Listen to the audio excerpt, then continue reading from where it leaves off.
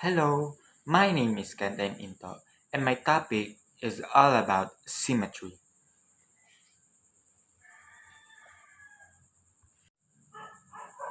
So, what is symmetry? Symmetry implies that one shape becomes exactly just like the other after we move it in any way. Example is turn, flip, or slide. The word symmetry comes from the Greek word which implies to measure together. The two objects are claimed to be symmetrical if they have the identical size and shape, with one object having a different orientation from the first. In geometry, symmetry is defined as a balance and proportionate similarity that is found in two halves of an object. It means one half is the mirror image of the other half. The imaginary line or axis along which you can fold a figure to obtain the symmetrical halves is called the line of symmetry. If an object is symmetrical, it means that it is equal on both sides. Suppose if you fold a paper such that half of the paper coincides with the other half of the paper, then the paper has symmetry. So, there are four types of symmetry, and the four types of symmetry are translational symmetry, rotational symmetry, reflectional symmetry, and the glide reflection symmetry. So, let's talk about first the translational symmetry. Translational symmetry is a type of symmetry that a figure and an image that matches exactly to the original when it is translated at a given distance or at a given direction. So the picture above tells the translational symmetry. The second one is the rotational symmetry. Rotational symmetry is a type of symmetry in which the shape or an image look exactly similar to the original shape or image after some rotation. Rotational symmetry is also called radial symmetry. So, so ang rotational symmetry daw na kapag tinurn mo, like rotational meaning iti-turn mo, meaning it still be the same or look exactly similar to the original shape na na pag binaliktad mo ay di mo na namamalayan na hindi na pala ito ang original. So the example is this one, the square shape. So if we rotate it to this, it will still look the same to the original one.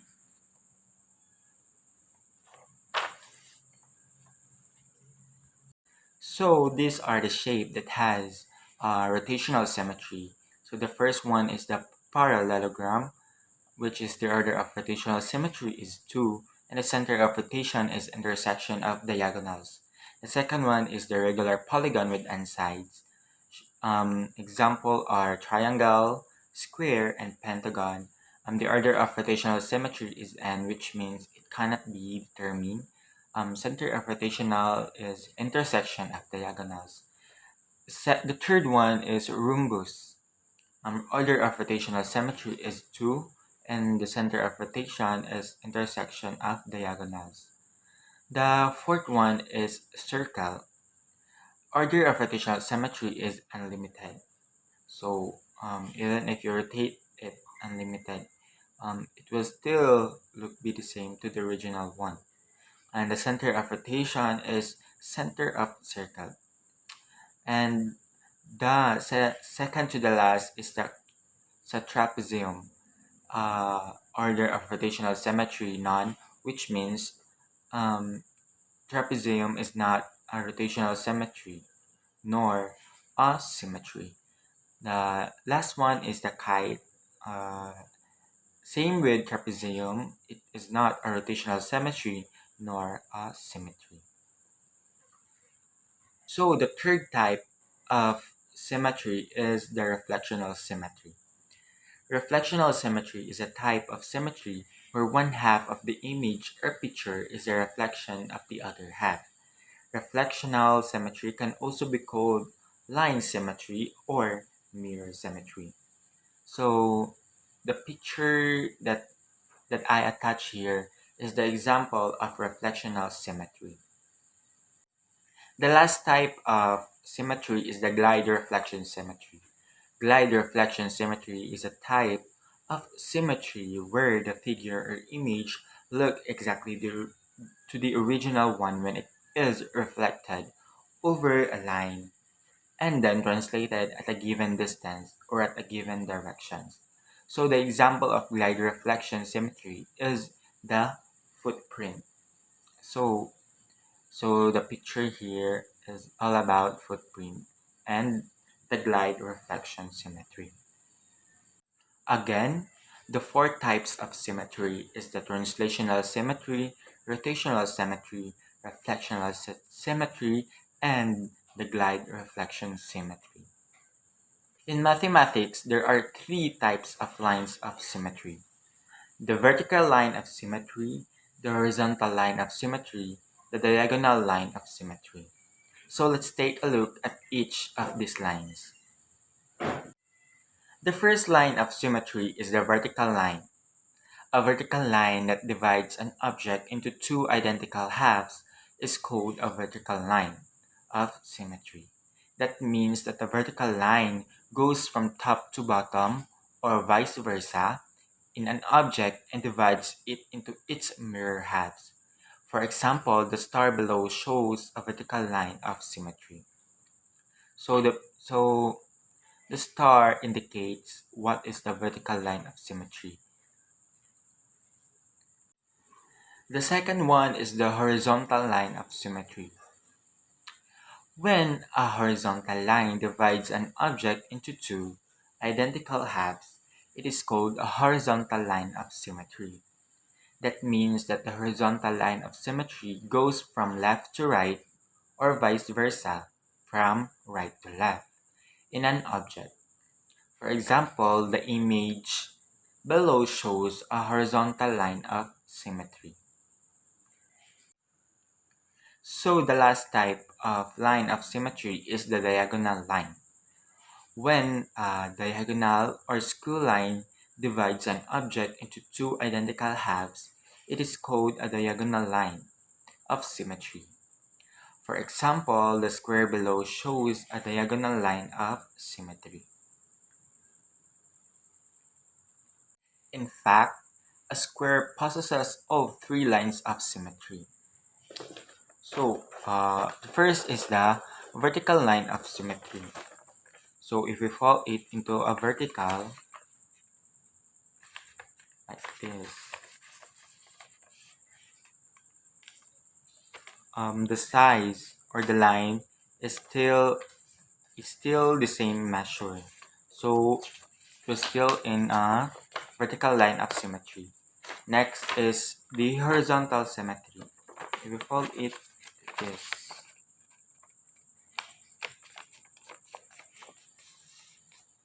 still in the same size.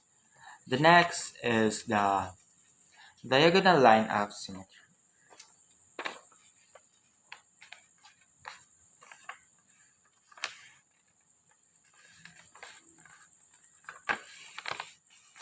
So it will still look the same to the diagonal line of symmetry. Do you think this picture has a line of symmetry? The answer is no, since this shape has a different sizes of line, so it cannot determine whether it is a vertical, um, horizontal, or diagonal line. These are the examples. For example 1, how many lines of symmetry does the given figure have? What do you think? The answer is one. It is a vertical line of symmetry. So I have example here. So if we cut here there to a vertical line, uh, so it has only a one line, which is a vertical line of symmetry. Next is example two. Can you find an example of letters from the alphabet that have a horizontal line of symmetry? So what do you think? The alphabet that has a horizontal line of symmetry. So the English alphabets with horizontal line of symmetry is B, C, D, E, H, I, K, O, and X. And the vertical line of symmetry is A, H, I, M, O, T, U, V, W, X, and Y. So there are English alphabets with no line of symmetry, which is F, G, J, L, N, P, Q, R, S, and Z. So another example is the given shape symmetric or asymmetric. So the given shape is symmetric with a vertical line of symmetry, which means up to low or vice versa from low to up. So let's talk about the example of symmetry in nature. The first example is the Romanesco broccoli.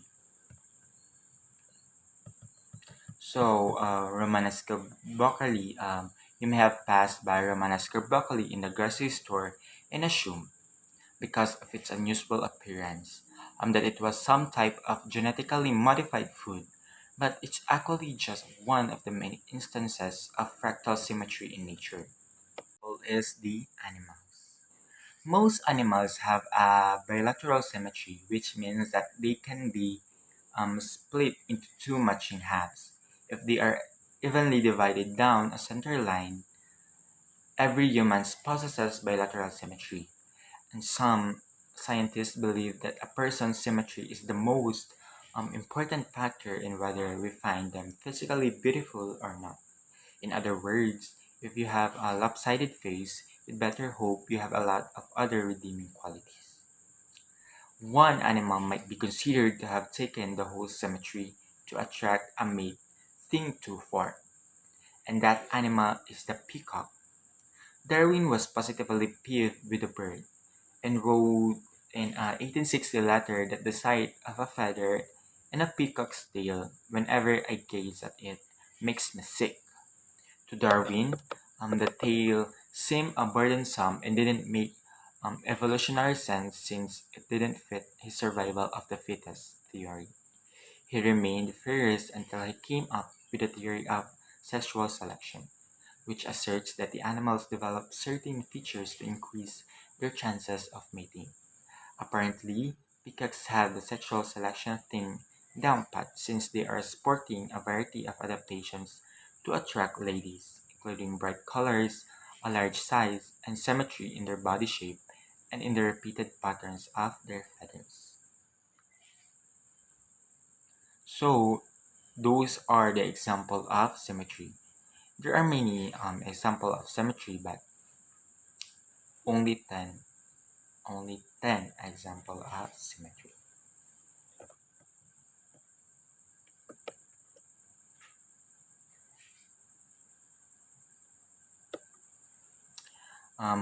Symmetry has remained a subject that's fascinated philosophers, astronomers, mathematicians, artists, architects, and physics.